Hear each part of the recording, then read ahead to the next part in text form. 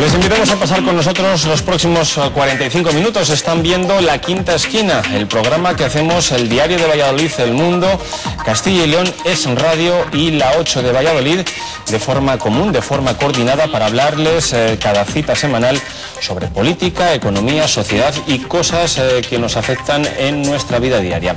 En la sesión de hoy se encuentra con nosotros Felipe Ramos, el subdirector del Diario de Valladolid, El Mundo. Bienvenido.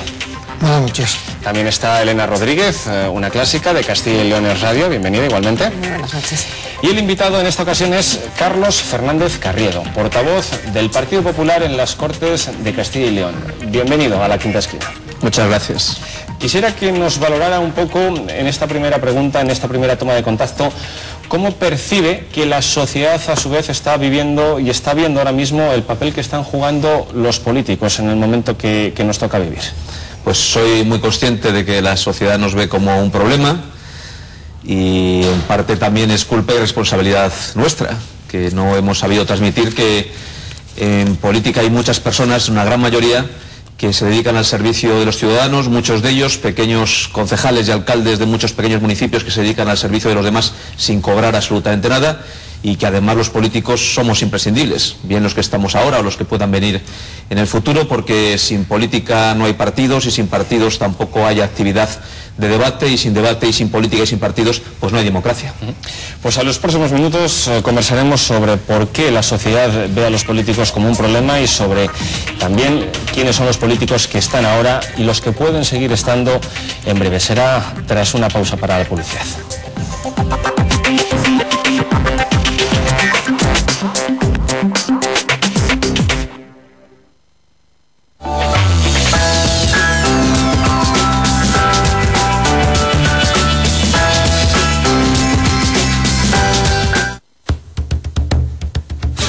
Saborea las jornadas del lechazo de la Ribera del Duero.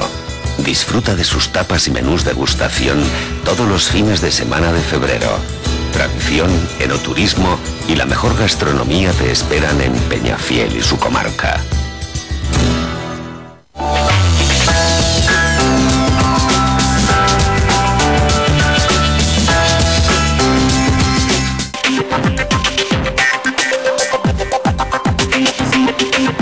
Retomamos la entrevista con Carlos Fernández Carriedo, portavoz del Partido Popular en las Cortes de Castilla y León, y en una primera reseña ya nos ha dicho que él entiende que la sociedad está viendo a los políticos como un problema porque no están sabiendo dar soluciones para lo que algunas personas los han elegido.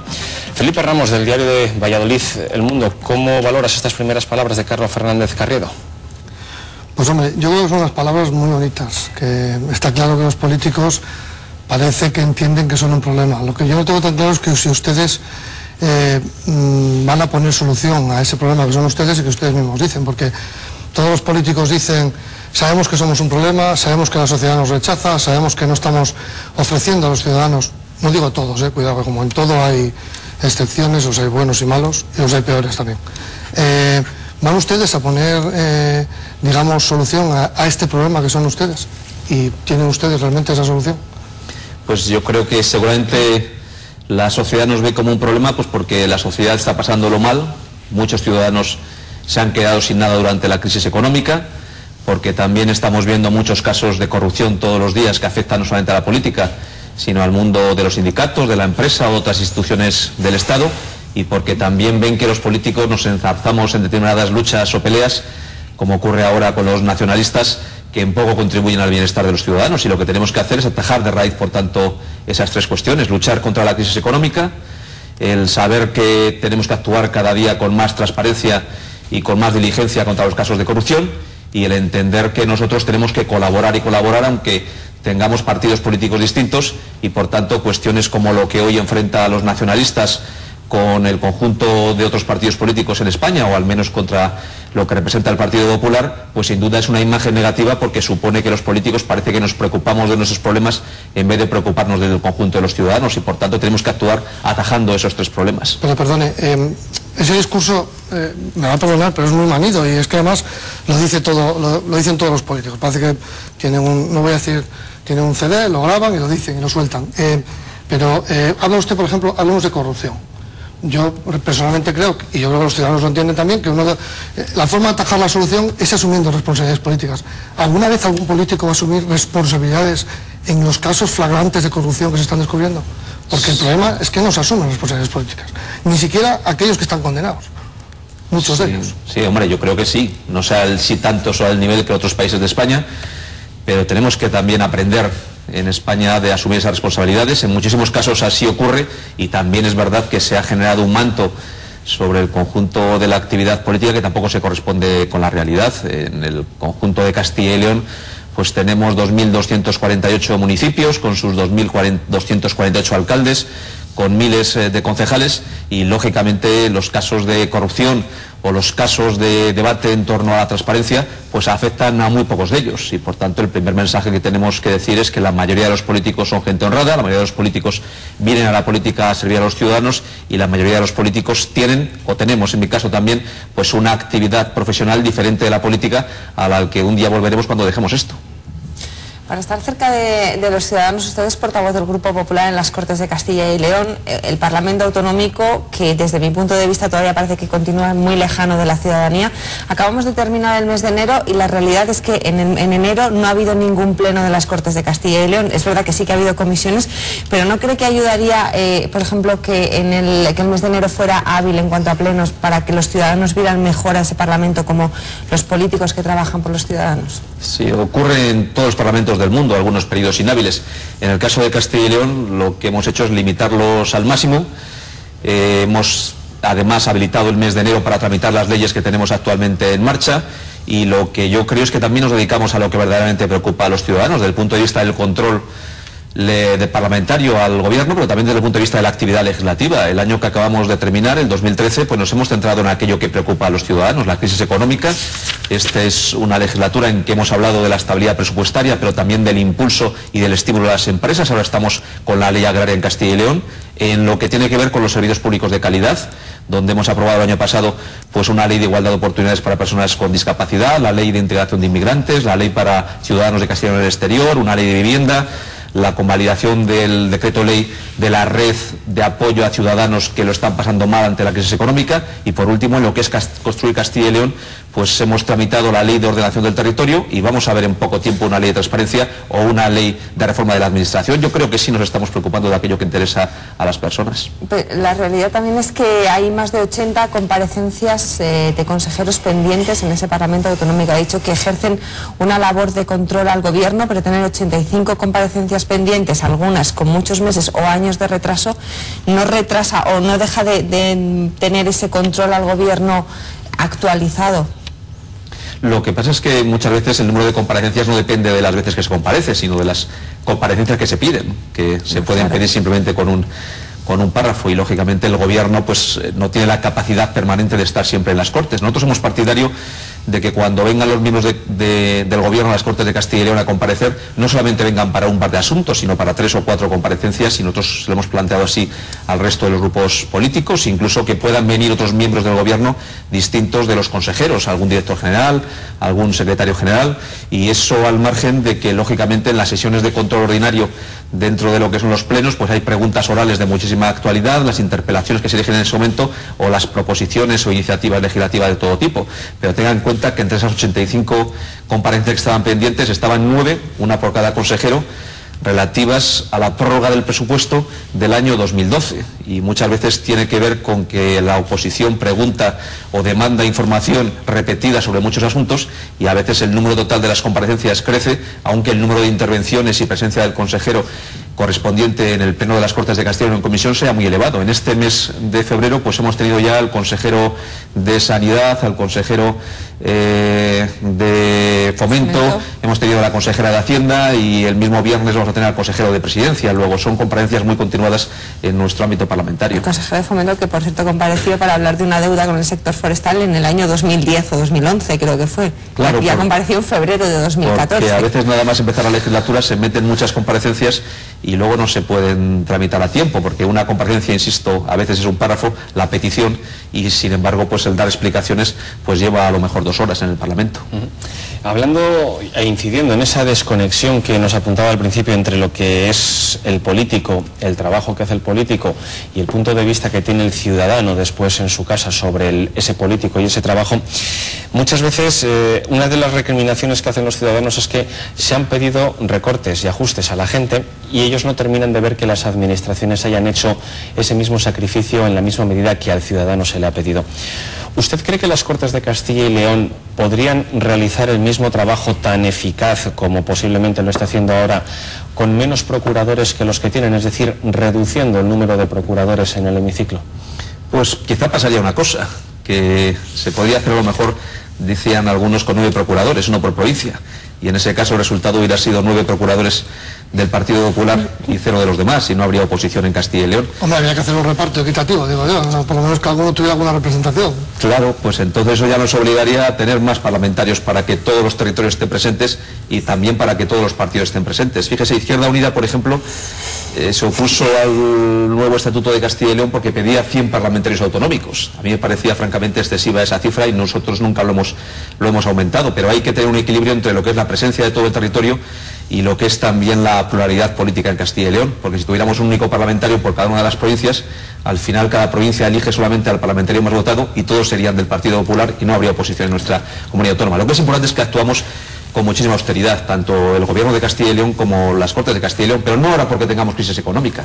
Castilla y León fue, junto con el del Parlamento de La Rioja, y es un parlamento uniprovincial, el único parlamento de España donde los parlamentarios autonómicos no teníamos generalizado la posibilidad de un sueldo, sino que sencillamente pues la compensación por las asistencias a lo que es la actividad parlamentaria. Y en el caso de Castilla y León, por ejemplo, incluso durante la expansión económica, aquí hemos renunciado a tener una televisión autonómica de carácter público, porque donde estamos hoy es una televisión autonómica de carácter privado. Hemos renunciado a tener delegaciones políticas en el exterior, lo que algunos llaman las embajadas en el exterior. Nunca hemos tenido solamente un único delegado territorial por provincia desde que gobierna el Partido Popular, cuando el resto de comunidades tenían un delegado territorial por cada una de las consejerías y en cada una de las provincias.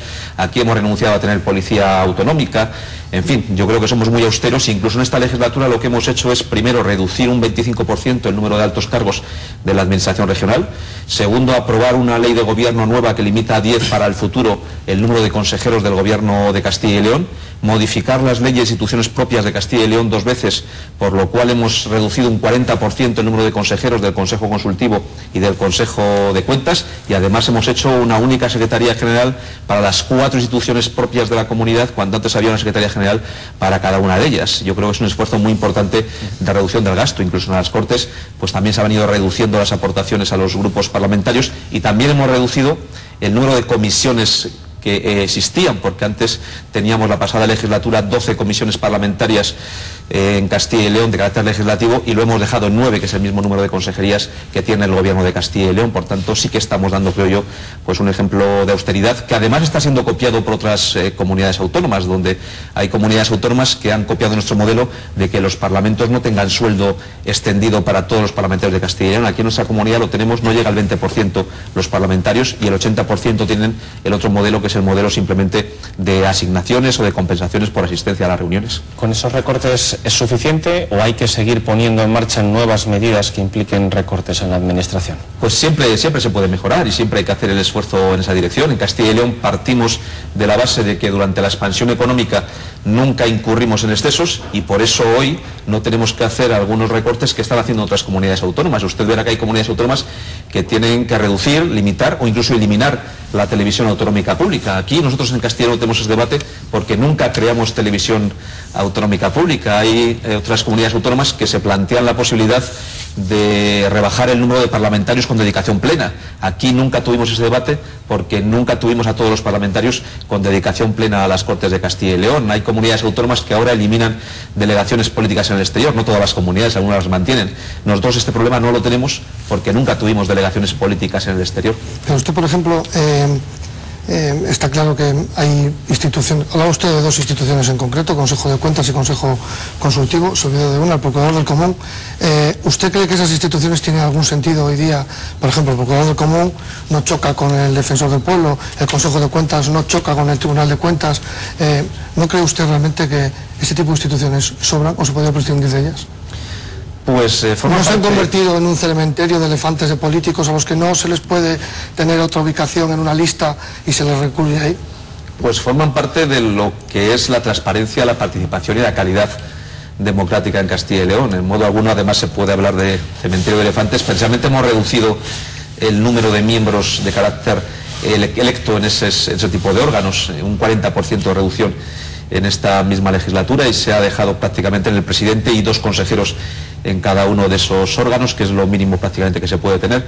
Seguramente si nosotros elimináramos hoy el Consejo de Cuentas, habría quien nos podría acusar de tratar de eliminar una institución que tiene como misión pues ejercer el control externo de la actividad del gobierno, y por tanto que estamos limitando ese control externo de la actividad del gobierno. Si elimináramos el Consejo Económico y Social, alguien nos diría que estamos limitando lo que es la participación de los ciudadanos y el diálogo social en Castilla y León. Si elimináramos el Consejo Consultivo, nos dirían que estamos limitando los controles previos en la elaboración de las normas autonómicas. Y si elimináramos, por ejemplo, el Procurador del Común, pues es verdad que tendríamos menos quejas en Castilla y León, pero estaríamos limitando un derecho de los ciudadanos, que es el derecho a presentar quejas. Caso a las quejas del Procurador del Común. Pues el propio procurador señala que sí se le hace caso en muchas ocasiones. El procurador ha dicho que no le hacen demasiado caso. Sí, que no se le hace caso siempre.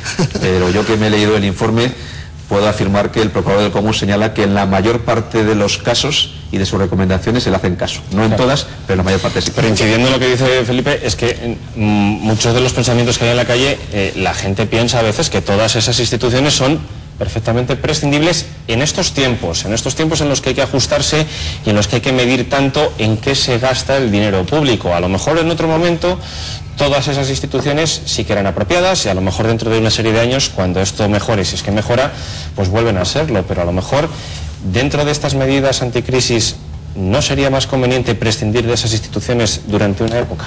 Nosotros fuimos muy prudentes en época de crecimiento para no crear muchas de estas instituciones. Fíjese que la oposición nos criticaba porque renunciamos en Castilla y León, y ellos nos lo pedían, a tener un Instituto Regional de Estadística, que decían que no teníamos datos propios de estadística, que no teníamos una agencia de protección de datos propia de Castilla y León y que teníamos que tenerla.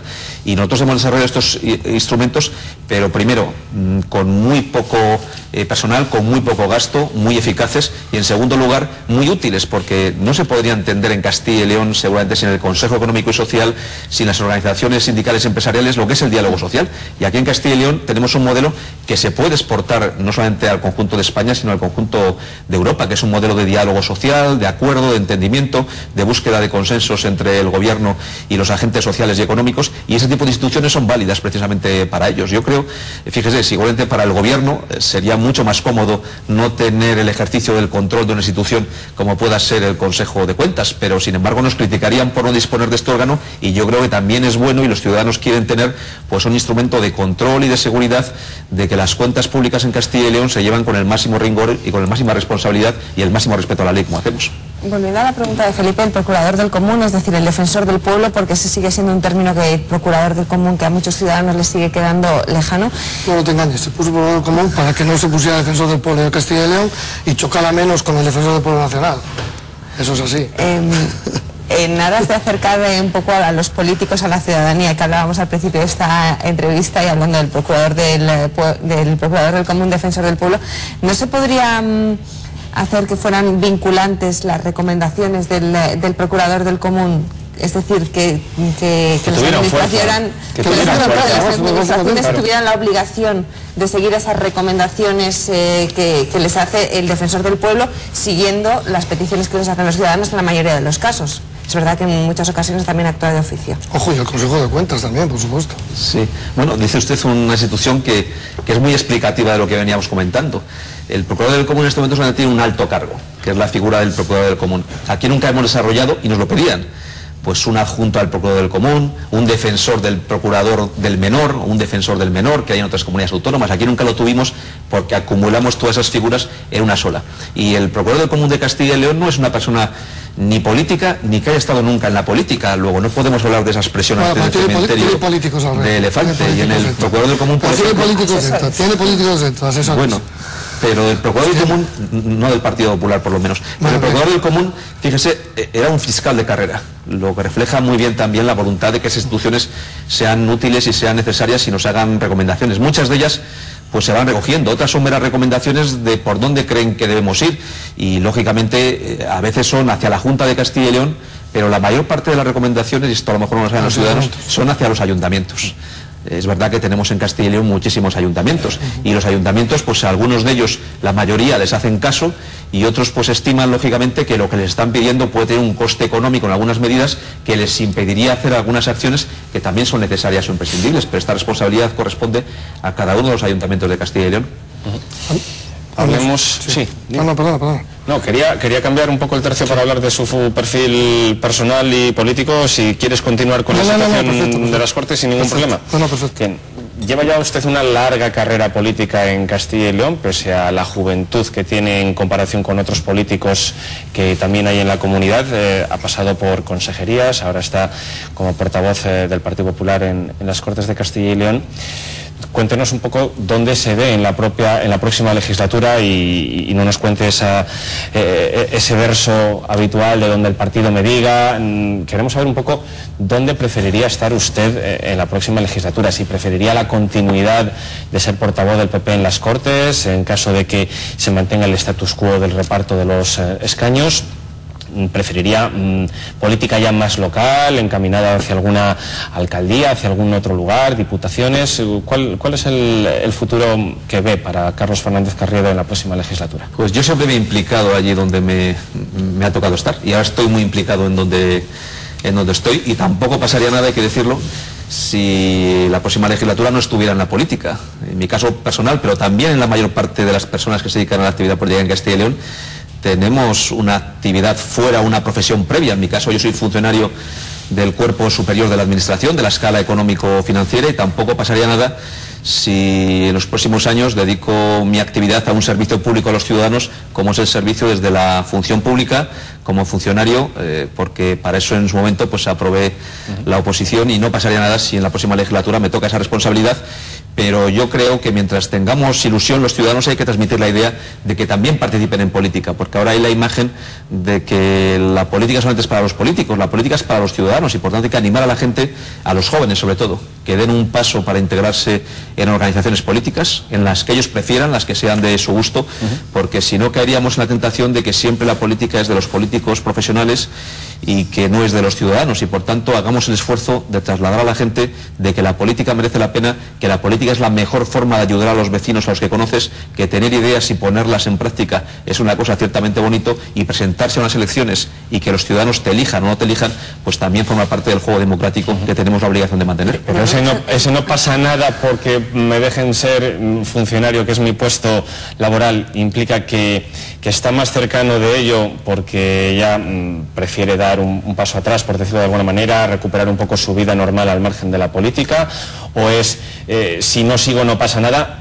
¿Qué prefiere realmente? ¿Prefiere seguir como político o prefiere ya dedicarse a lo que sería su puesto de funcionario? Pues mire, yo tengo muchísima ilusión con lo que hago, y la verdad es que yo estoy convencido que desde la política se pueden hacer muchísimas cosas al servicio de los ciudadanos, y yo, que conozco a muchísimos políticos, sé que la mayor parte de ello es gente que piensa lo mismo que yo, que es gente que está implicada en el servicio a los demás, que es gente que está implicada en hacer cosas por los demás, y que están aquí porque tienen ideas que quieren transmitir al conjunto de la sociedad para transformar la sociedad que les rodea en aquello que creen que pueden mejorar. Yo hoy tengo esa ilusión y tengo esas ideas, pero esta pregunta me la tiene que hacer usted dentro de un año, que es cuando vengan las elecciones. Su tiempo de ser consejero de los gobiernos de Juan Vicente Herrera o de sus sucesores ya pasó, eso ya es una etapa cerrada. Pues fue muy bonito, la verdad es que hicimos cosas muy interesantes de esos gobiernos, pero yo ya lo miro como una puerta que hemos recorrido, y por tanto ahora estoy plenamente implicado en donde estoy. En política nunca debe mirarse uno hacia atrás, debe seguirse implicando en lo que estamos, y para bien o para mal el tiempo que nos ha tocado vivir es muy complicado y muy difícil para perdernos en el pasado o en el futuro. Hay que concentrarse 100% en el presente que estamos viviendo, que desgraciadamente para muchísima gente es un presente muy complicado. Y dentro de ese presente y de cara a un futuro inmediato, porque aunque su partido parece que están diciendo que lo dijo el presidente Herrera, no toca y no toca y no toca, de cara a un futuro inmediato. Usted, de lo que ve, de lo que pulsa, ¿usted cree que toca ya o no debería abrirse ya el debate de si Herrera va a seguir o no va a seguir? ¿Usted cree que Herrera debería seguir? Es que queda más de un año para las elecciones. Sí, pero estoy preguntando su opinión. Si usted cree que Herrera es el primero, seguir. Herrera es el primero que nos ha dicho que en este año hay que dar lo mejor de nosotros mismos. Tenemos que desgastarnos en la tarea que tenemos encima de la mesa, que es muy complicada, y yo coincido con él plenamente, que queda más de un año de legislatura y que sería un error absoluto dar por concluida la legislatura pensando ya en las elecciones, porque hay muchísimas cosas que hacer en este año. Tenemos un programa muy completo y muy ambicioso para el año que queda, y yo creo que va a ser un año mucho mejor en esta legislatura de los años que hemos pasado. Precisamente esta mañana hemos conocido un dato muy bueno en Castilla y León. Se ha publicado una información de la Fundación Funcas, de las cajas de ahorros, que dicen que son 4 las comunidades autónomas de España que mejor han abordado la crisis económica, que menos impacto ha tenido la crisis económica en los ciudadanos, que son Castilla y León, Madrid, País Vasco y Navarra. Y mientras la media de España perdía una media de 1,3 puntos de PIB cada año, estas 4 comunidades autónomas estaban en 0,8, es decir, que en la mitad prácticamente que el conjunto nacional. Yo creo que ese es un buen dato. Es verdad que la crisis también nos ha afectado en Castilla y León, y que ahora viene un periodo en el que podemos tener una expectativa algo mejor, y no podemos dispersarnos de ninguna manera en lo que tiene que ser nuestro trabajo diario de sacar adelante la situación que tenemos. ¿Pero usted cree, repito, que Herrera debería seguir? Por lo menos este año. Él está convencido de que este año va a seguir. Y este año él va a seguir y va a dar lo mejor que tiene, y además tiene muchas ideas. El debate, a pesar de lo que digan en su partido, no lo hemos abierto a los medios, lo han abierto desde el interior de su partido, incluso el propio presidente del Congreso de Ávila, cuando dijo que este era su último congreso como presidente del partido, lo dijo él. Yo lo repito, ¿cree que Herrera todavía hoy sigue siendo el mejor valor de cara a unas elecciones autonómicas? Pero eso lo comparte toda la sociedad, que Herrera es el mejor valor que tenemos en Castilla y León, es una cosa absolutamente compartida. Es que no tengo aquí a toda la sociedad, le tengo a usted. Pues yo sí lo pienso, sí. Herrera, sin duda alguna, pues uno de los grandes valores que tiene Castilla y León, y sin lugar a dudas el mejor líder político que tiene Castilla y León, es un referente. Hoy, cuando estamos hablando precisamente del valor de la política, del problema que somos los políticos, pues cuando algunos podemos repasar la figura de Juan Vicente Herrera, pues vemos a un político responsable, a un político serio, a un político honesto, a un político al servicio de los ciudadanos, y a un político que tiene muy claro que su principal aspiración es el servicio desde Castilla y León al conjunto de los ciudadanos de Castilla y León, y a ello ha dedicado toda su vida política, como él ha dicho, y por tanto es el principal valor que tenemos. Y él tiene muy claro que lo que mejor tiene que hacer para seguir conservando ese valor es trabajar en el día a día por los ciudadanos de Castilla y León, sin plantearnos qué va a ocurrir después de las elecciones o antes de las elecciones. Ha dicho usted que Juan Vicente Herrera va a continuar por lo menos este año en Castilla y León. En las últimas semanas, y sobre todo después de la convención del Partido Popular de Valladolid, sonaba el nombre de Juan Vicente Herrera. De hecho, se publicó en algún medio de comunicación como sucesor de Miguel Arias Cañete al frente del Ministerio de Agricultura, suponiendo que Cañete sea el cabeza de lista a las elecciones europeas por parte del Partido Popular. ¿No se cree usted estos rumores y confía, por tanto, en que Herrera continúa hasta final de año en Castilla y León? Pues usted lo ha dicho, son rumores, y además son rumores que surgen, yo creo, que de todas las legislaturas. La legislatura anterior, usted recordará que había quien decía que Herrera no iba a concluir la legislatura, y al final estaban plenamente equivocados, porque su compromiso muy claro era con Castilla y León, y luego otros dijeron que se presentaba a las últimas elecciones autonómicas con la idea de dejarlo en el primer año de la legislatura para dejar a otra persona, y como usted ha podido comprobar, tampoco eso era verdad, y por tanto yo creo que podemos hacer muy poco caso a los rumores, y sobre todo hacer muy caso a lo que tenemos entre manos, que es una tarea muy complicada en estos momentos. Son rumores también que dentro del partido hay movimientos para que Rosa Valdeón o Alfonso Fernández Mañueco puedan ser el relevo de Juan Vicente Herrera en caso de que no se presente a las elecciones, como decía Felipe Ramos. Pues mire, yo estoy muy metido dentro del partido, o al menos así creo. Estoy muy en contacto con esas personas y otras muchas, y no veo a nadie en este momento disperso o dispersado de lo que verdaderamente interesa a los ciudadanos. Son dos personas que son magníficas alcaldes y alcaldesas de sus localidades, de los ciudadanos que les han elegido, y les veo plenamente centrado en un caso en Salamanca, en otro caso en Zamora. Sí, yo no he dicho que no estén centrados, he dicho que si son rumores de movimientos dentro del partido, pues ninguno, para ver si no, se porque para ver esos movimientos nos dispersaría del esfuerzo central que tenemos entre manos, y como yo le digo, no veo a nadie en este momento que esté descentrado de su tarea fundamental, que es el servicio de los demás, y por tanto no veo a nadie disperso o centrado en otras cosas distintas de lo que es el trabajo diario, que es lo que nos ha pedido Juan Vicente Herrera y es la vocación que tenemos en Castilla y León en el servicio público del Partido Popular. Y hablaba, por entroncar con el inicio del debate, hablando de transparencia, hablando de escuchar a los ciudadanos, usted acaba de decir una frase antes, que los ciudadanos deben meterse a la política, deben ser políticos. Yo no sé si todos, los que quieran. Los que quieran, evidentemente, eso no se puede forzar. Yo no sé si usted comparte, como se dijo aquí en Valladolid, se dijo en la Convención del Partido Popular, lo que dijo su secretaria general, María Dolores de Cospedal. Cuando usted habla de que se meta en política, ¿le vale cualquier partido? ¿O usted piensa como Cospedal que fuera del Partido Popular es la nada? A ver, yo pienso que cada cual debe incorporarse a la política en el partido que mejor se acomode a sus ideas y pensamientos. No, eso lo tenía claro. Si yo lógicamente no es obligatorio militar en política, ¿sí? Y tampoco es obligatorio militar en Partido Popular. Si el argumento era para... Yo sí pienso que el Partido Popular es el mejor partido, pero me imagino que el resto de los partidos pensarán lo mismo del suyo. Sí. Yo lo que hago es animar a los ciudadanos a que entren en política, ya que elijan el partido. Si la argumentación era para llegar a esta pregunta, ¿usted cree que estos partidos minoritarios que están surgiendo, tipo Vox y todos estos que están surgiendo, le van a hacer un daño importante al Partido Popular en las próximas elecciones europeas? Siempre ha habido partidos políticos nuevos y los ciudadanos han sabido también situar con el tiempo. Sí, pero nunca se había producido un, digamos, desgajamiento de fuerzas de la derecha. Bueno, si algo tenía el Partido Popular, estos es que había aglutinado años, las fuerzas de la derecha. Usted recordará que hemos tenido aquí en Castilla y fuera de Castilla y León candidatura independiente.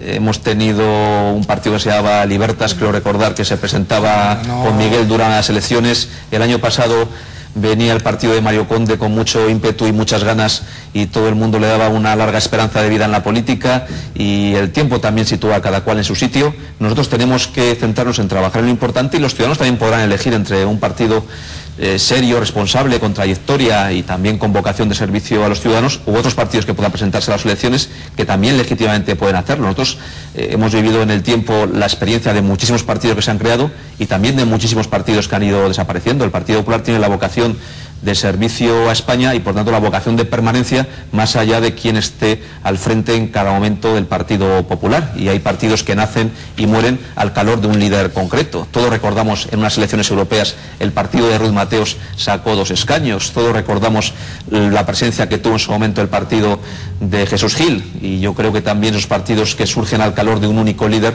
pues normalmente desaparecen con los líderes. ¿Usted no cree entonces que todas estas políticas de ajuste, de recorte que lleva haciendo el Partido Popular en el gobierno desde que llegó a la Moncloa no le pasen factura a las europeas? ¿No teme un descalabro del partido en las europeas? Sin duda tiene un desgaste, porque son decisiones incómodas y difíciles y nos ha tocado tomarlas a nosotros.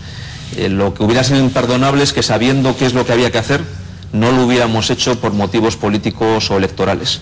Pero también los ciudadanos creo que van a saber valorar esto, de que el Partido Popular recibió una herencia muy complicada, que trabajó con seriedad para mejorar las cosas, que recibió un país que estaba en plena recesión, con la prima de riesgo absolutamente inasumible, con el borde de la intervención a la vuelta de la esquina, y que hoy la intervención se ha alejado, que la prima de riesgo es menos de la tercera parte de lo que fue y que ya no estamos en recesión sino en crecimiento económico. Ya, pero y creo que ustedes lo van a valorar. Hay más familias que van a Cáritas, hay más gente que está en el paro, hay más familias que corren riesgo de desahucio. Perdone, pero a esas familias la prima de riesgo le importa muy poco. Sí, yo soy consciente de que y el dato que usted acaba de decir de Funcas también. Yo estoy consciente de que esta incipiente recuperación todavía no llega al bolsillo de los ciudadanos, pero también los ciudadanos van a saber valorar cuándo hay estabilidad política y cómo esto contribuye a la estabilidad. Ahora estamos viendo el caso de Italia, y ver el caso de Italia y comparar con el caso de España, yo creo que también a veces nos tiene que hacer reflexionar de que la clase política española o las personas que nos dedicamos a la política en España no somos tan malos como parece, porque en Italia pues recordamos que los últimos presidentes del gobierno han sido Berlusconi, ha sido Mario Monti, que no fue elegido por los ciudadanos sino prácticamente impuesto por la troika y luego los ciudadanos no le respaldaron en las urnas. Enrico Letta ha durado prácticamente apenas unos pocos meses y ahora viene Mario Renzi, que ni siquiera ha sido elegido en unas elecciones por los ciudadanos y ha derribado al anterior líder de su partido para ponerse él. Aquí en Castilla y León y también en el conjunto de España tenemos un partido político que da estabilidad, que da seriedad, que da convicción de que la legislatura se va a agotar hacia el final y que por tanto damos también la solvencia de que somos capaces de tomar decisiones muy complicadas y muy difíciles, y seguramente sería imposible tomar esas decisiones tan complicadas y tan difíciles si no tuviéramos el respaldo de los ciudadanos que hemos tenido. Yo creo que estos ciudadanos también lo van a apreciar, van a saber que han sido decisiones duras e incómodas, quizá algunos con razón están disgustados por ellos, pero también saben que son medidas necesarias y que son las que nos van a ayudar a que la legislatura acabe mucho mejor de como empezó. Usted también es presidente del Partido Popular de Palencia. ¿Ya tienen fecha los presidentes provinciales del Partido Popular para reunirse con el presidente autonómico, con Juan Vicente Herrera, y preparar esas elecciones europeas, que es la próxima meta? Pues tenemos un comité ejecutivo autonómico, creo que el próximo lunes, y ahí se va a elegir, si no me equivoco, pues quién es la persona que va a coordinar la campaña electoral de las elecciones europeas, y se va a elegir el comité de campaña, y también en cada una de las estructuras provinciales pues hemos elegido nuestra dirección propia de campaña. Efectivamente, en Palencia pues llevamos ya un tiempo trabajando con nuestro comité de campaña, con el horizonte también de transmitir a los ciudadanos lo importante que son estas elecciones. Nosotros nos hemos planteado, en el caso de Palencia, que esto me preocupa, un horizonte básico que consiste en una precampaña muy informativa, de contar a los ciudadanos de Palencia, y en este caso también por ende a los de Castilla y León, qué es lo que nos jugamos en estas elecciones, por qué hoy Europa nos importa cada día más y que las decisiones europeas nos están importando en el día a día de nuestras vidas, por qué es importante la PAC, por qué los fondos europeos y por qué hay que ir a votar a estas elecciones, y preferentemente a un partido también que tenga presencia fuerte en Europa, con el interés de defender los intereses de Castilla y León y del conjunto de los ciudadanos. Y esto es lo que nosotros proponemos y es lo que hemos hecho siempre, y es lo que hemos puesto de manifiesto con la reforma de la PAC. Todo el mundo pensaba hace 2 años que Castilla y León iba a perder por lo menos un 15% de fondos de la PAC. Al final, no solamente no hemos perdido nada de las ayudas directas de la PAC, sino que hemos ganado 120 millones de euros adicionales en lo que son las ayudas de desarrollo rural. Y eso es fruto de que la negociación se ha hecho bien, que hemos tenido una presencia fuerte en Europa, que hemos buscado los aliados adecuados y que hemos tenido muy claro que la principal prioridad era la defensa de los intereses de Castilla y León, y esto es lo que nosotros como partido proponemos a los ciudadanos. Y teniendo en cuenta que el año que viene hay elecciones municipales, y como dice Elena, usted es presidenta del Partido Popular en Palencia, sabrá un poco el funcionamiento de la maquinaria interna de su partido. ¿Cuándo sabremos los ciudadanos quiénes son los candidatos del PP a las principales alcaldías de Castilla y León? Más o menos, ¿sobre qué fecha estima usted que el PP anunciará esta persona es la candidata al ayuntamiento de esta capital, esta otra a esta otra capital? Más o menos. Pues yo creo que por la experiencia que hemos tenido en otras elecciones, pues será entre el último trimestre de este año 2014 y quizá las primeras semanas del año 2015. En ese escenario de esos 3 o 4 meses será el momento en el que se produzcan estas elecciones. Nunca han coincidido en otras ocasiones la elección a la vez de los candidatos en lugares donde el Partido Popular estaba en la oposición que donde estaba en el gobierno. Donde estás en el gobierno pues tienes un mayor margen de tiempo para tomar una decisión, lógicamente hay un alcalde que gestiona, una alcaldesa que gestiona, y cuando estás en la oposición merece la pena a lo mejor adelantarse algo en el tiempo para que la persona que va a ser candidata en esas elecciones pues tenga un mayor tiempo de hacer su programa, de elegir sus equipos y de transmitir sus ideas a los ciudadanos. Pero yo creo que en ese escenario del último trimestre del año o las primeras semanas del 2015 es cuando se va a producir a todos estos procesos en Castilla y León en el Partido Popular. Y cuando se inicie ese proceso, ustedes a estos candidatos, por ejemplo a juntas vecinales, ¿qué le van a decir? Hagan ustedes casos a la ley de ordenación del territorio nuestra, pero no hay que hacer caso a la reforma local de gobierno que va a eliminar, salvo que lo evite alguien a última hora, gran parte de las juntas vecinales, que no nos olvidemos es uno de los paradigmas de esta comunidad.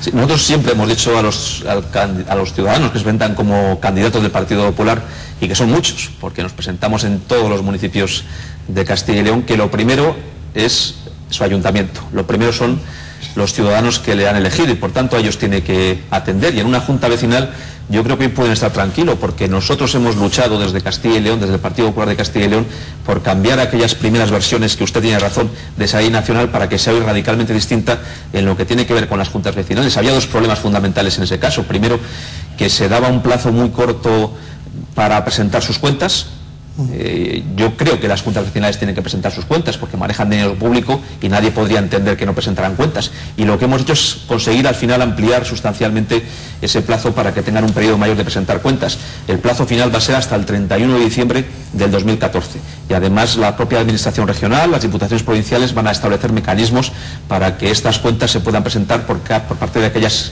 juntas vecinales que así lo deseen. Y en segundo, ellos tenían miedo de que no tuvieran una consideración adecuada en la ley, que quizá no pudiera incluirse en esa norma pues una personalidad jurídica propia, y también en el Senado se hace una enmienda que se incluyó la consideración de las entidades locales menores de Castilla y León, de nuestras juntas vecinales, con personalidad jurídica como entidades locales, como una más de las entidades locales, y por tanto yo creo que hoy el mensaje que podemos dar a las entidades locales de Castilla y León es que tienen un plazo mucho mayor para presentar sus cuentas, aunque tienen que presentar cuentas y es bueno que la presenten, y que además está reconocida su personalidad jurídica y por tanto son una entidad local más dentro del amplio mundo plural que significa Castilla y León. Pero de verdad dentro del Partido Popular, perdona Elena un segundo,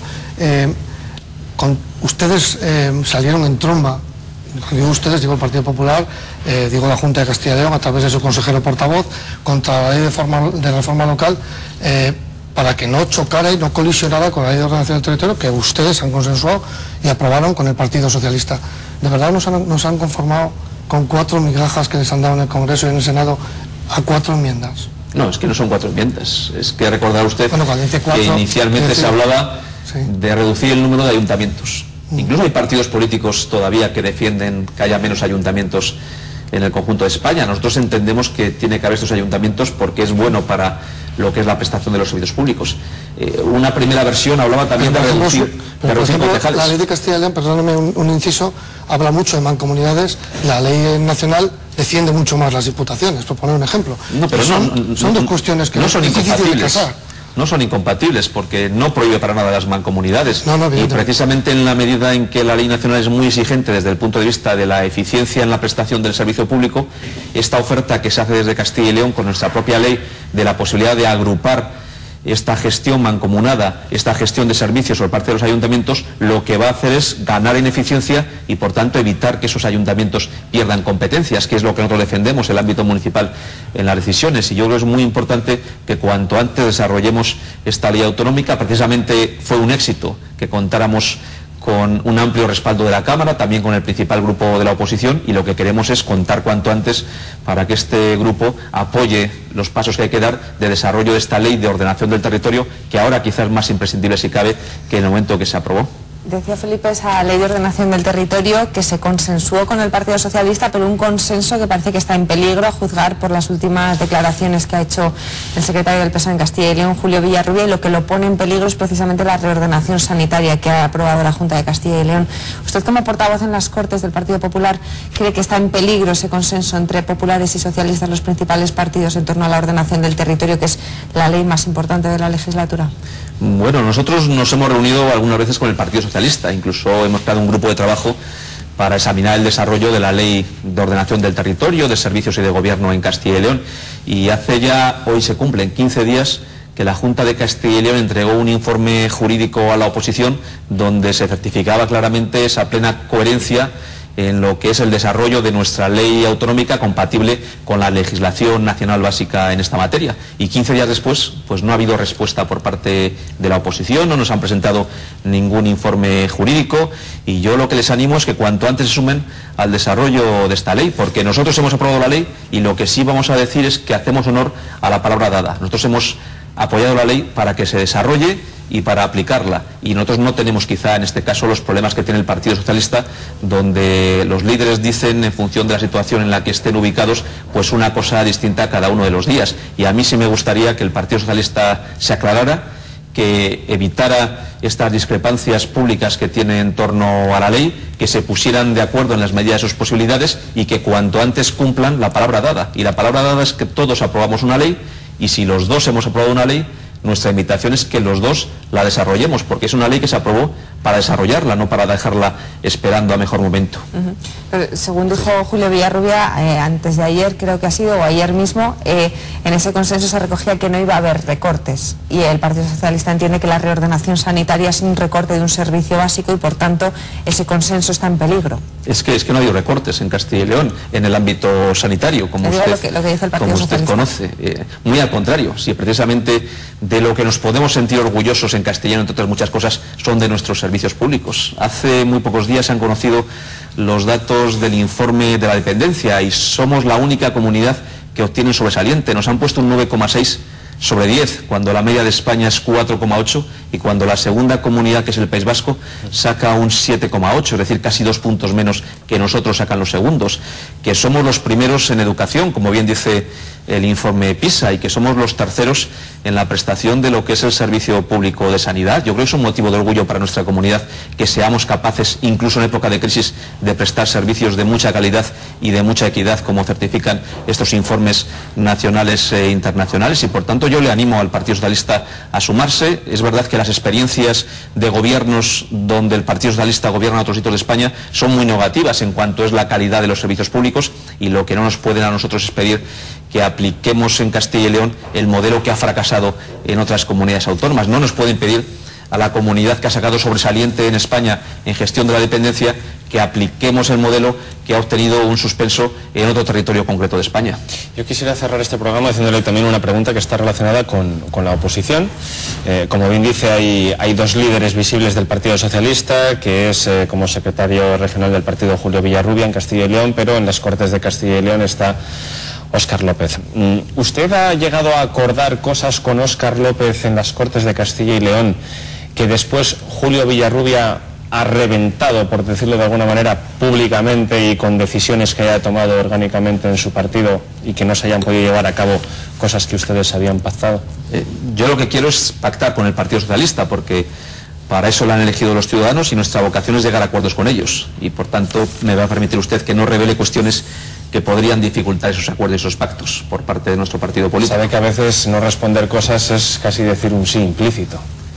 Si no hubieran ocurrido, lo fácil hubiera sido decir no, no ha ocurrido. Lo que he pactado con Óscar López se ha mantenido, o no he llegado a pactar nada, pero esa respuesta deja entrever que sí que ha pactado cosas a veces que por las discrepancias internas de estos dos líderes después no se han llegado a cumplir. Bueno, las discrepancias que tienen son públicas y notorias, y nada de lo que yo pueda decir o hacer seguramente empeore la relación que tienen entre ellos. Yo creo que, Óscar, esto exige un voto secreto. Yo creo que esto exige un voto secreto, como lo del aborto. Como el aborto, ¿verdad? Exactamente. Por cierto, hablando del aborto, si tiene un segundo, sí.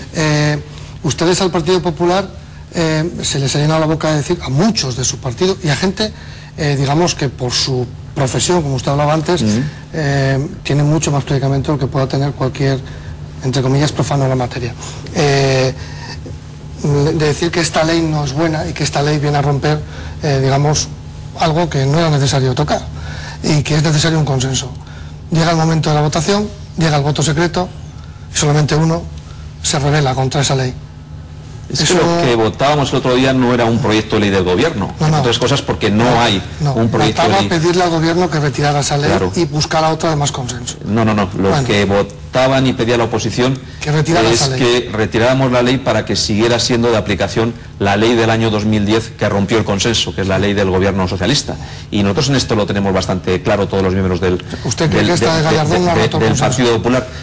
Es que la de Gallardón todavía hoy en día ni siquiera ha entrado en el Congreso de los Diputados, y yo creo que va a ser objeto de mejora, y seguramente hay cosas mejorables y con toda probabilidad se van a incorporar para que sea una ley mejor. Pero es verdad que en el año 85 Felipe González aprobó una ley del aborto, que ha habido varios partidos políticos que han gobernado desde entonces, también el Partido Popular, y que fue en el año 2010 cuando, sin llevarlo en su programa electoral, el Partido Socialista cambió esa ley y rompió el consenso social que existía sobre la materia. Y yo creo que hay cosas de esa ley del 2010 que no le gustan a mucha gente.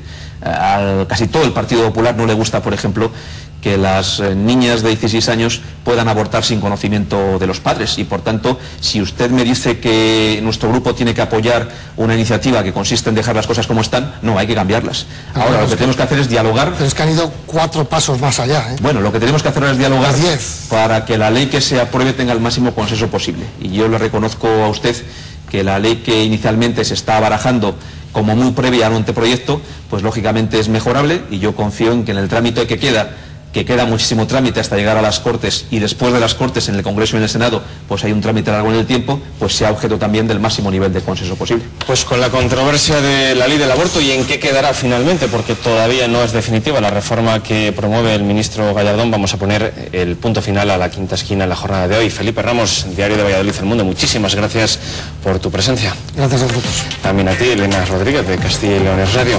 Gracias y buenas noches. Y sobre todo también a nuestro invitado, a Carlos Fernández Carriedo, portavoz del Partido Popular en las Cortes de Castilla y León. Ya veremos si funcionario dentro de unos meses cuando lleguen las elecciones o sigue todavía con su carrera política. Muchas gracias por estar con nosotros. Muchas gracias a todos ustedes. Y nosotros les invitamos a que la semana que viene sigan viendo La Quinta Esquina con un nuevo invitado para hablar pues de todas estas cuestiones de actualidad, aborto, las Cortes, economía, todo lo que nos condiciona la vida a diario. Gracias por su presencia. Hasta luego.